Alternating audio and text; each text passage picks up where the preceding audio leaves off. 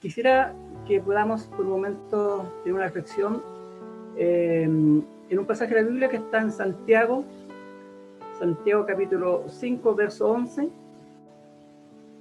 Santiago capítulo 5, verso 11. Vamos a leerlo y ahí vamos a tener una oración para que el Señor nos dirija en todo. El libro de Santiago capítulo 5, verso 11 dice lo siguiente: He aquí tenemos por bienaventurados a los que sufren.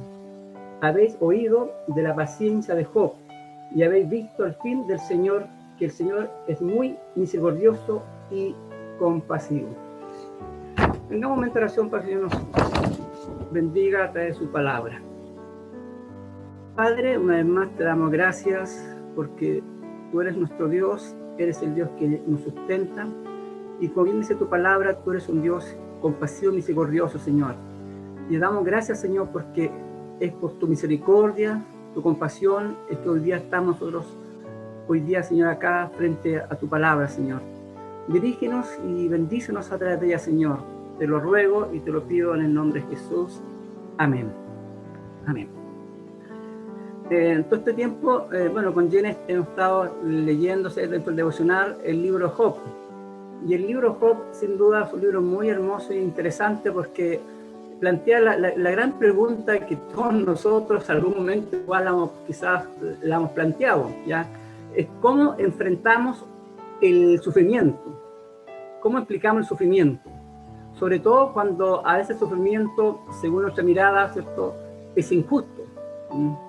Y esto es interesante porque cuando uno comienza a leer el libro Job, lo primero que uno le llama la atención es la opinión que Dios tenía de Job.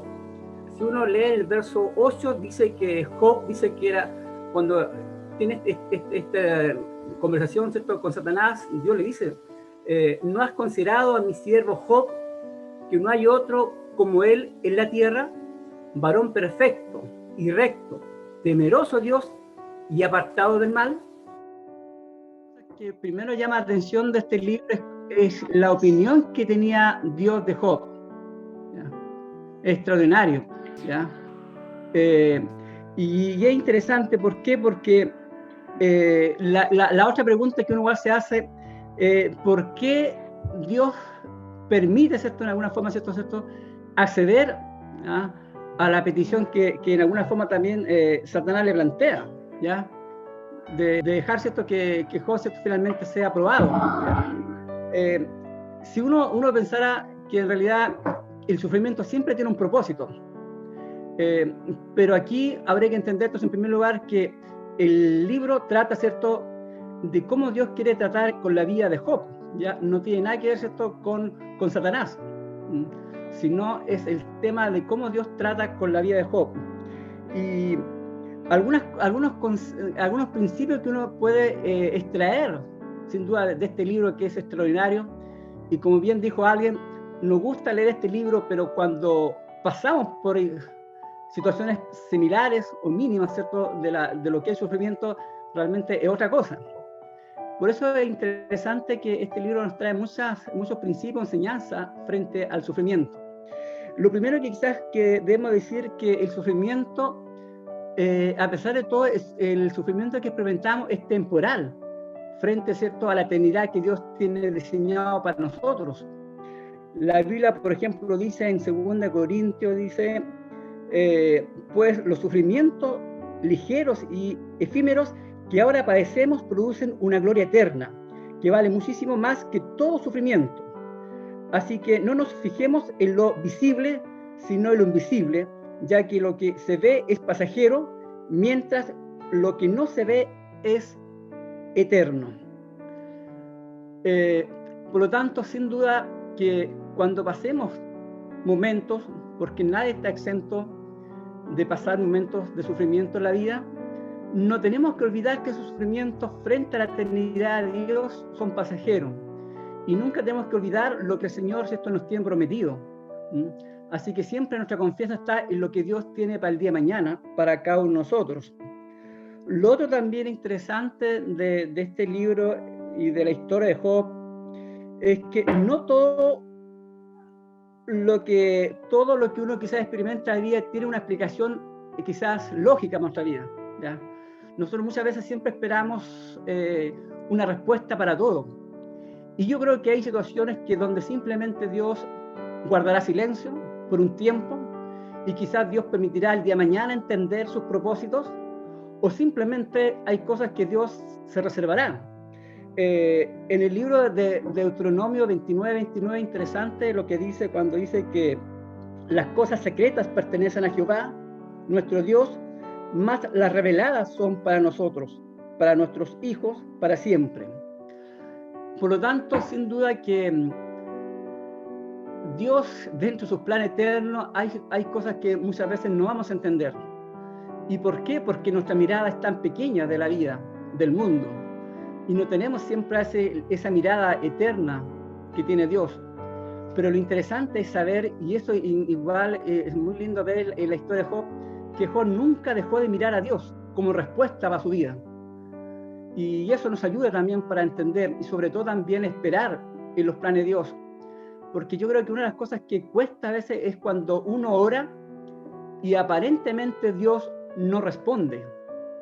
Y quizás también nos olvidamos que la respuesta a Dios puede ser sí, también puede decir no es el tiempo, y también simplemente Dios puede decir no. Y sobre todo cuando Dios dice no, muchas veces uno cree que Dios simplemente no quiere responder.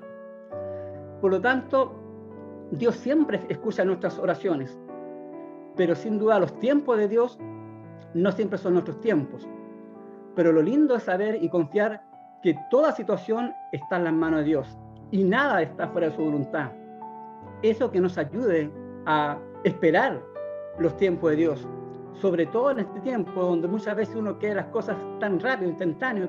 Estamos viviendo un mundo donde todo ojalá sea al tiro, pero Dios tiene sus tiempos y Él sin duda no tiene problema porque Él es eterno.